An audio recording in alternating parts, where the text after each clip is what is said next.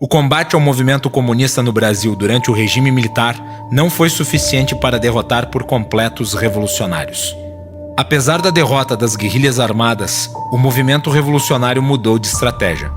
Aderindo à infiltração nas universidades, na mídia e na cultura, a revolução cultural empreendida pela esquerda preencheu o vácuo deixado pelos militares. O controle seletivo do conteúdo nas universidades, somado à repressão das informações pela mídia e as técnicas socioeducativas introduzidas por Paulo Freire, transformaram a maneira do povo brasileiro de enxergar o mundo. Aos poucos, a esquerda chegava ao poder silenciosamente.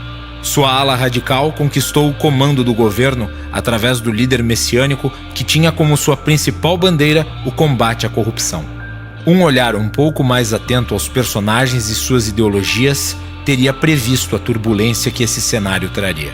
Passados 16 anos da chegada do PT ao poder, o Brasil pode ser comparado a um país que acaba de ser devastado por uma guerra. O clima que paira é o de indecisão e descontentamento, com vozes procurando culpados, dedos sendo apontados e nenhuma certeza para o futuro.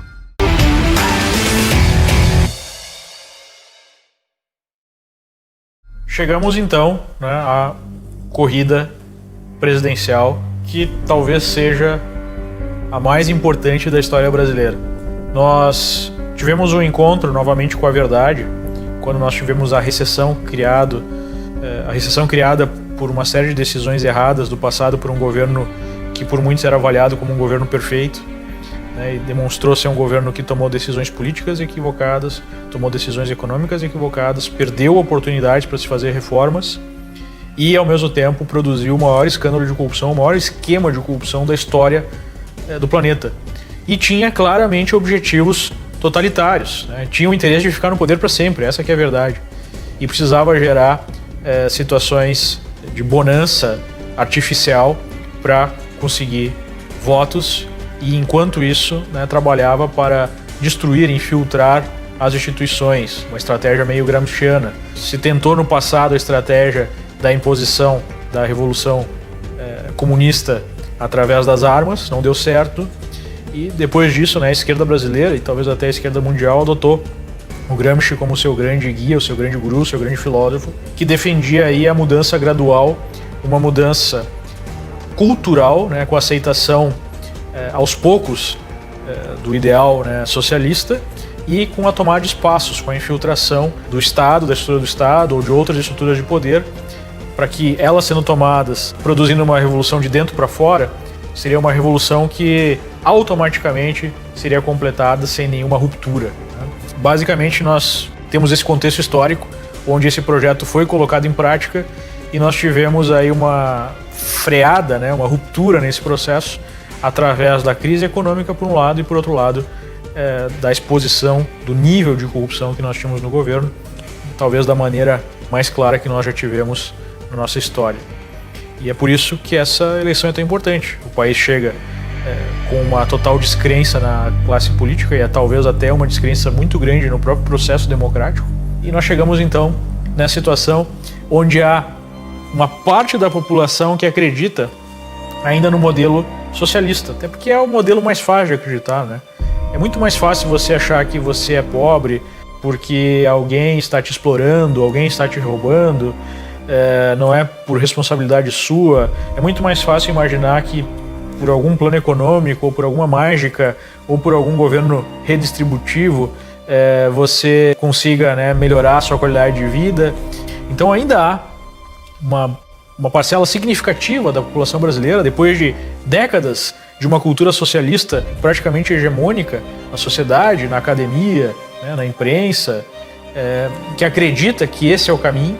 E nós temos, por outro lado, uma parcela também significativa da população que hoje é muito mais descrente do Estado, que é empreendedora, que busca criar valor, que busca trabalhar pesado, que busca a inovação, que busca enriquecer por conta própria, que não está nem um pouco satisfeita com a situação que nós temos, com a alta carga tributária, com o não funcionamento do Estado em todos os seus níveis e que quer uma mudança. Então esse choque de visões para a sociedade talvez ele nunca esteve tão exacerbado. A polarização política foi um dos eventos mais notáveis no Brasil nos últimos anos. O desastre econômico e social causado pelos governos do PT escancarou que as políticas socialistas resultam no oposto do que prometem ser. Fator importante para essa polarização foi o aumento do alcance das redes sociais.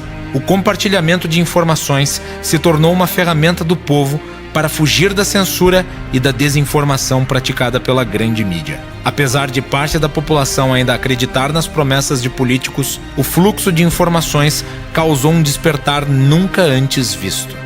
Esse despertar foi responsável pelo impeachment de Dilma e pode ser decisivo nas eleições deste ano. O delicado cenário brasileiro faz com que essas eleições sejam cruciais para o futuro do país. Então chegamos nas eleições com basicamente 3 cenários que podem ser desenrolados, na minha opinião.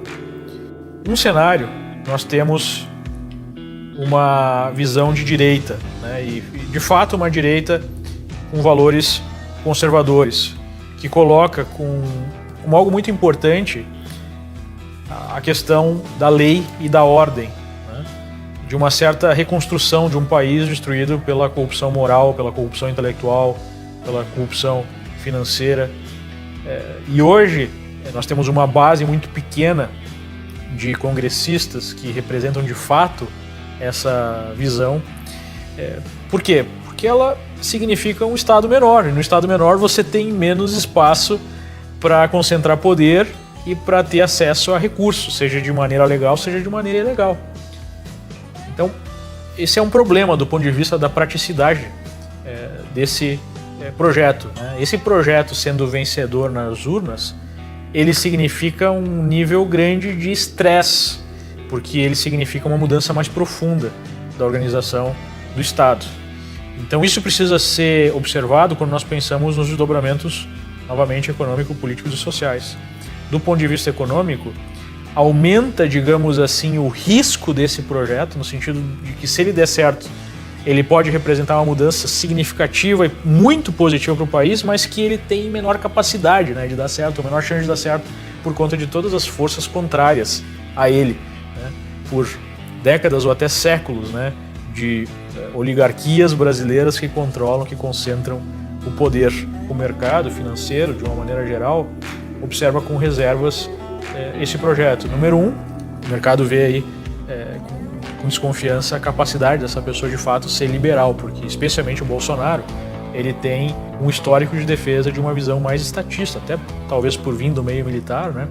Uma visão mais estatista, mais nacionalista da economia, mais a ver com o que foi feito ao longo aí de uma boa parte do regime militar. Então, essa é a primeira desconfiança do mercado em relação ao Bolsonaro. A segunda é, de fato, a capacidade de aprovar as reformas necessárias, especialmente aquelas que são mais agudas, por ter essa oposição, né? Tem uma base pequena, partido pequeno com pouca estrutura partidária, pouca estrutura financeira, enfim, estrutura de pessoal, estrutura de projeto, e pouca interlocução com o Congresso Nacional. Pelo menos nesse momento há uma grande dúvida em relação à capacidade de aprovar reformas do projeto.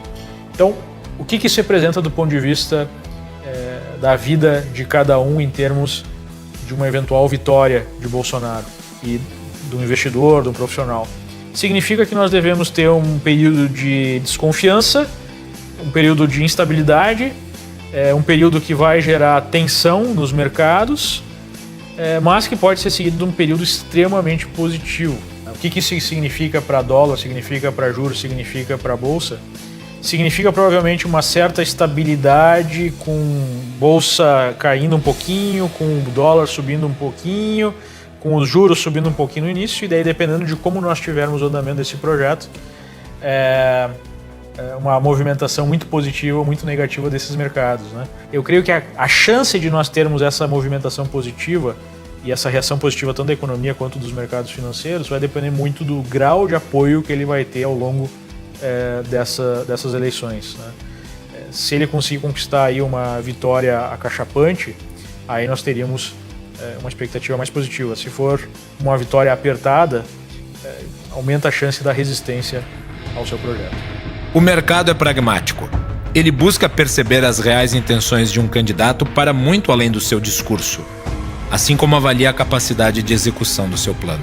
A desconfiança aumenta quando há uma mudança no discurso de décadas. As primeiras medidas e posturas de um presidente são determinantes para definir qual será a história do seu mandato. Caso as boas intenções sejam colocadas em prática, isso pode resultar em reações muito positivas do mercado.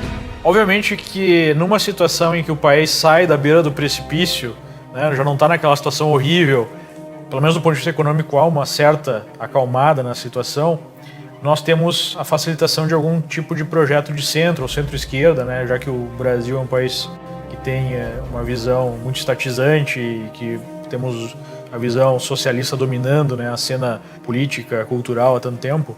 Então é muito difícil falar de um processo, de algum projeto que não tenha um componente esquerdista forte, por isso que eu chamo de projetos de centro-esquerda.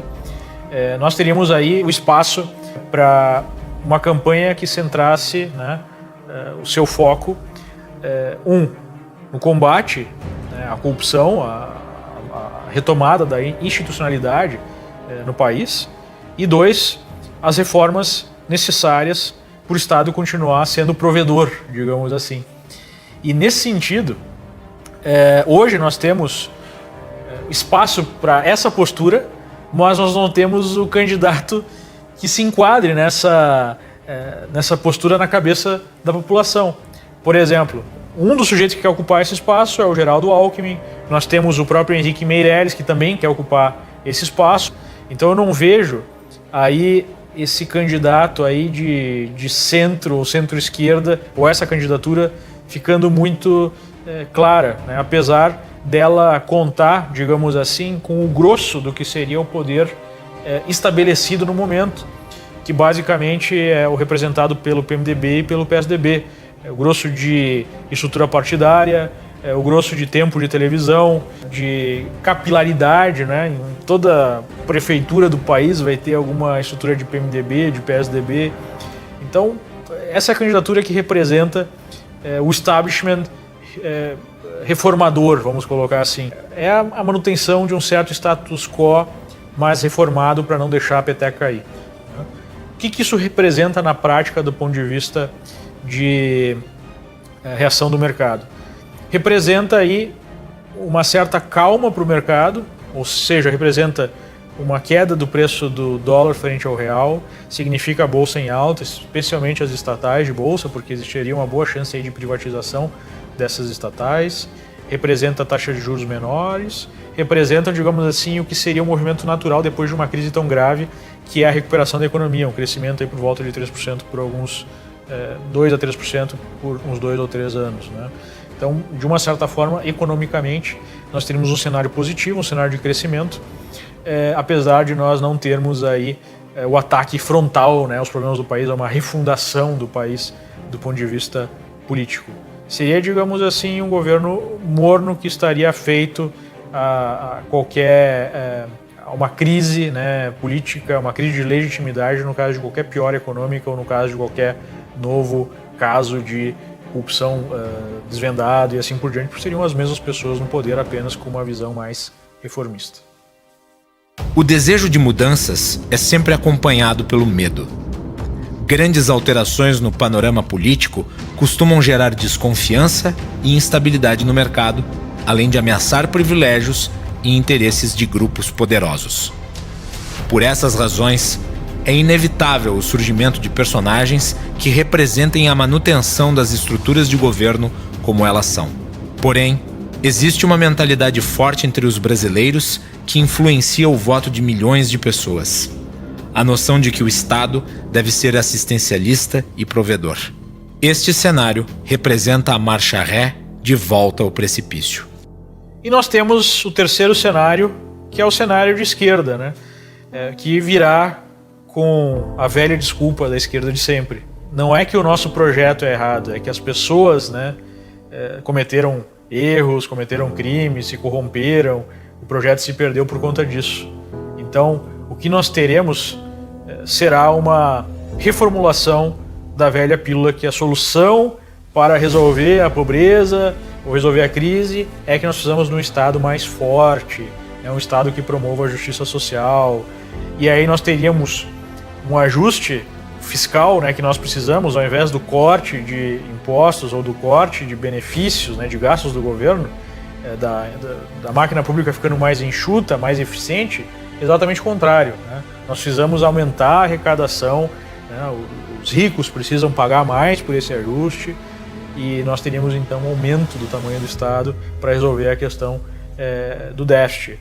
Via de regra, com aquela visão reinante, né, de Estado como o principal personagem, como aí o sujeito da história, o sujeito da economia, o sujeito que vai regular a iniciativa privada em todos os seus detalhes, que vai regular o comportamento das pessoas e que vai promover a prosperidade, a igualdade, a justiça social, né? Basicamente, do ponto de vista econômico, né, o candidato econômico, político, social, o candidato que representa melhor esse projeto nesse momento é Ciro Gomes.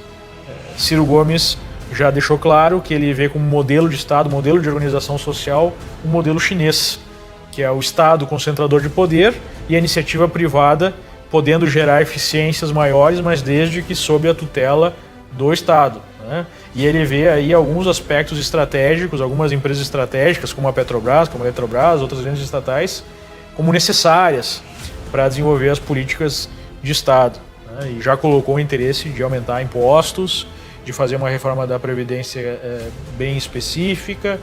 Nós teríamos aí, antes da eleição, se esse projeto estiver despontando como o mais provável, né, a ganhar a eleição, uma alta muito forte no dólar, uma queda muito forte na Bolsa e uma alta dos juros, né, aquele cenário parecido com o cenário pré-eleição de Lula em 2002.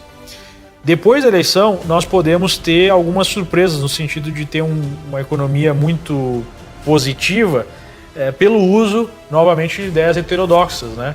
De certas passes de mágica para gerar crescimento econômico num curto espaço de tempo, só que sem bases consistentes. Então, basicamente, nós temos esse projeto de esquerda que hoje é representado principalmente por Ciro Gomes.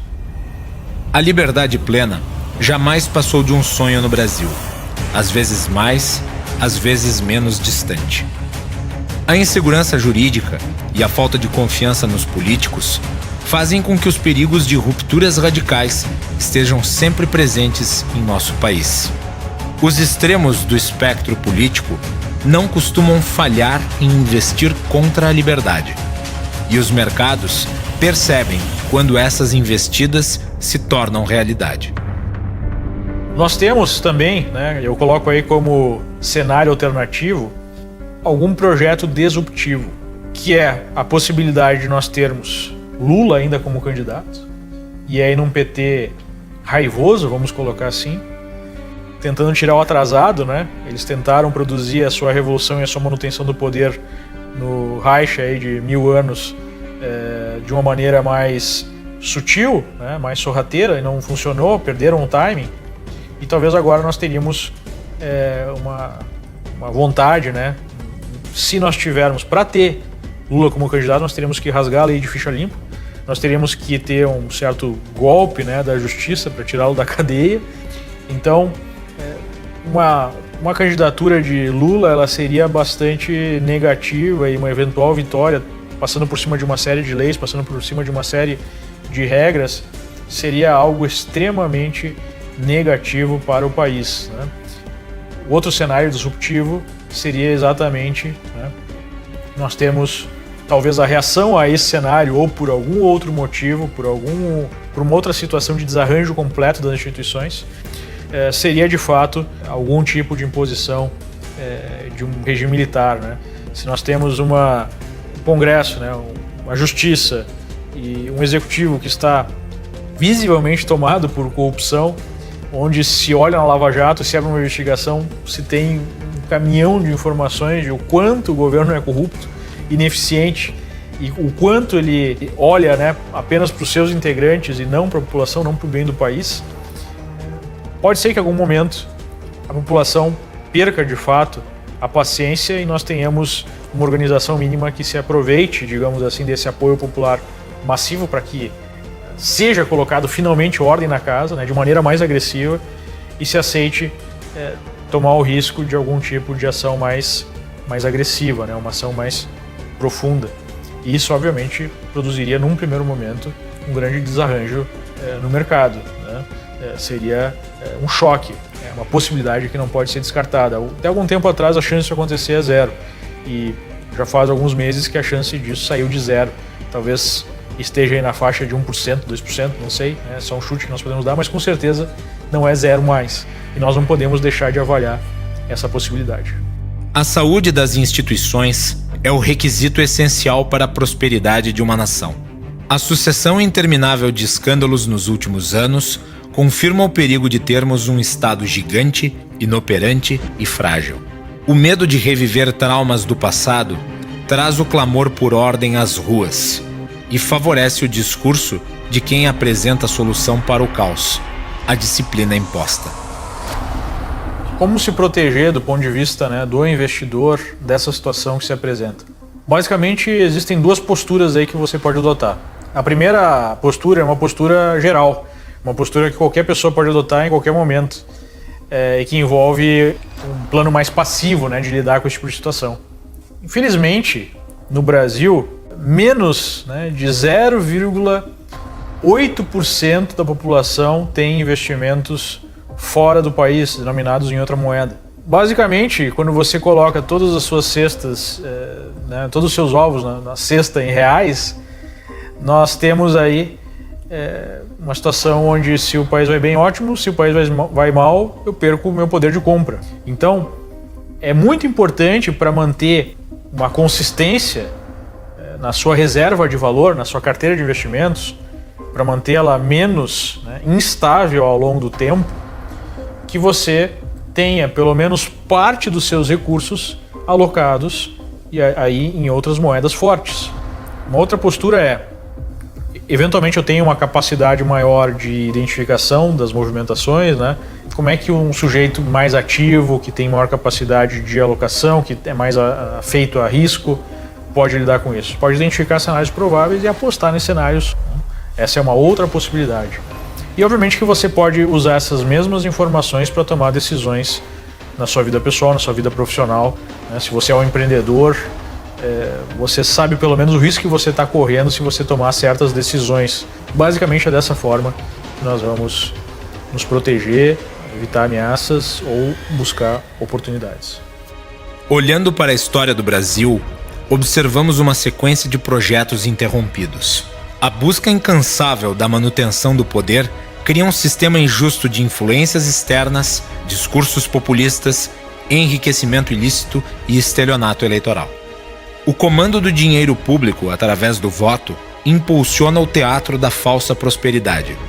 O cidadão tem o poder de compreender essa dinâmica, ou de se manter como vítima, comemorando antes da hora e tendo que enfrentar as inevitáveis recessões que nos devolvem para a realidade.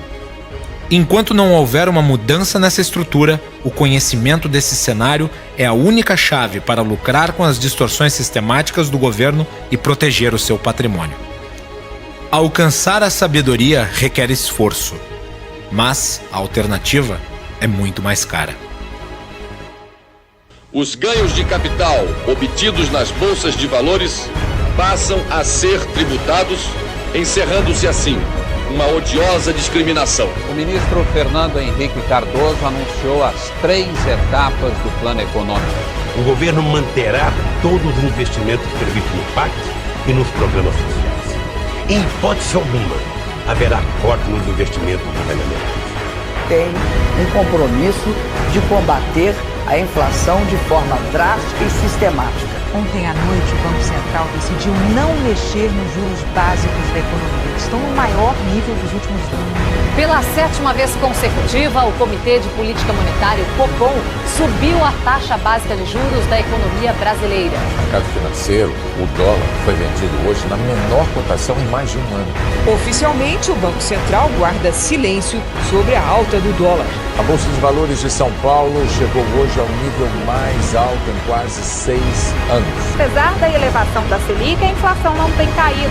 É a maior recessão em 25 anos.